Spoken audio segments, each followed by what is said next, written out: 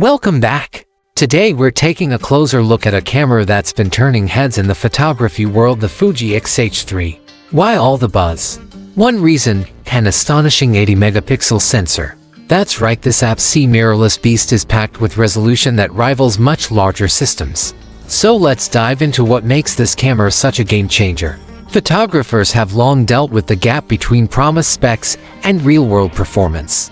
Even cameras with high megapixel counts can sometimes miss the mark, details get mushy, colors lack punch, and cropping often leads to disappointing results. Texture, often lost in translation. That's where the X-H3 comes in to shake things up. Fuji's new model isn't just about numbers. The 80MP sensor is backed by powerful internal processing, designed to handle those large files quickly and efficiently. Whether you're capturing intricate landscapes, dramatic portraits, or high-fashion editorial shots, this camera delivers clarity and definition you'd usually only expect from medium-format systems. Some standout features. Alongside the ultra-high-res sensor, the X-H3 includes a next-gen image processor that keeps things running fast and smooth. Autofocus has also gotten a major upgrade, more responsive, better in low light, and excellent at tracking eyes and faces. Built-in image stabilization helps you get tack-sharp handheld shots, which is especially important when working with so much resolution. What does this mean for everyday shooting? It opens up a lot of creative freedom.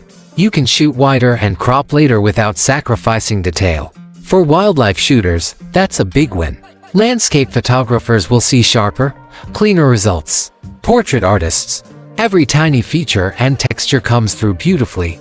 Even street photographers can benefit from the flexibility to shoot from a distance and refine their composition in post. Compared to other high-resolution mirrorless cameras like the Sony A7R series or Canon EOS R5, Fuji's approach stands out by offering this kind of performance in a lighter APS-C package. That means easier travel, smaller lenses, and a more compact setup overall. And despite the demanding specs, Fuji has managed to keep performance balanced. Battery life and speed don't take a major hit. So, who should consider the X-H3? If you're a pro working in commercial photography, gallery exhibitions, or editorial work, this is a serious tool that can keep up. For dedicated enthusiasts looking to level up their gear, it offers room to grow. If you focus on portraits, landscapes, or fine art, the detail it captures is remarkable. That said, it might be overkill for beginners or those mainly shooting casual snapshots or video. Fuji has plenty of other models that still pack a punch without going quite so hard on the megapixels. To sum it up, the X-H3 isn't just another camera. It's a powerful piece of gear for photographers who demand exceptional image quality and want that medium format feel in a smaller, more portable body. What do you think? Is 80 megapixels more than enough, or exactly what you've been waiting for? Drop your thoughts in the comments, and if you're into deep dives on gear and photography tips, stick around for more. See you next time.